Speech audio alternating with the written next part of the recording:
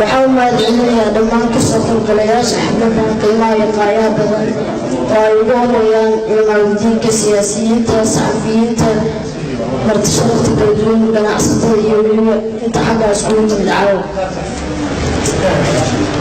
xaggaa sida horey kuu sheegay waxaan kasoo jeedinayaa tixir oo ugu talagalay madasha nabadda iyo isdhexgalka dhalinyarada gobolka Mudug dhegeyso murti loo fakarayo laga meeray laabto caqli muwaanad dheer iyo maskax loogu sii daray aan igin marsiiye maqalkeena ii fura maasha allah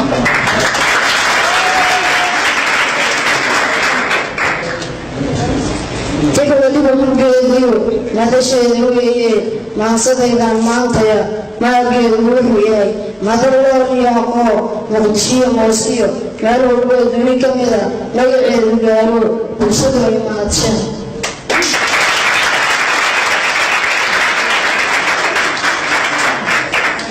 wax beena micnaysnayn anigu muujin maaye wax muuqdoo la arkana sii moosi maaye runta haddaan u milcsadan madxigana ka saaro madashaan muuqa sarrayso magaceedu caanbahay waanu mahadnaqaynaa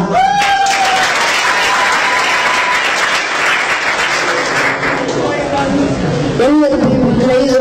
magaceedu taagnaa murugtiyo colaadihii dhexdeenaan milaalo meelaan u weynina maalbii nooga saartee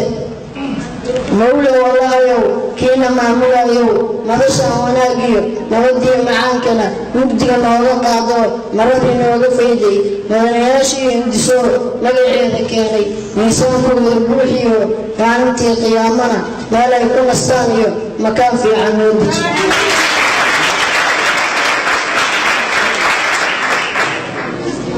maaweelo beeniyo madxi maahan sheekadu madashaan waxqabadkeeda anaa kaaga marawo waxaa lagu mataalaa sida gaacda mayley iyo dararta maandeer ama maagu ceeloo badaan laga milaaliyo madaxda looga dabaharay laga wada macaashiyo laga wada maqsuudiye ugu wada moogaan moogalow sii sheeg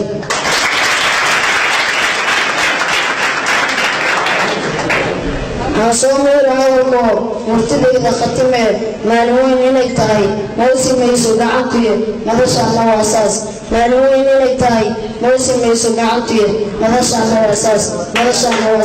Soomaaliya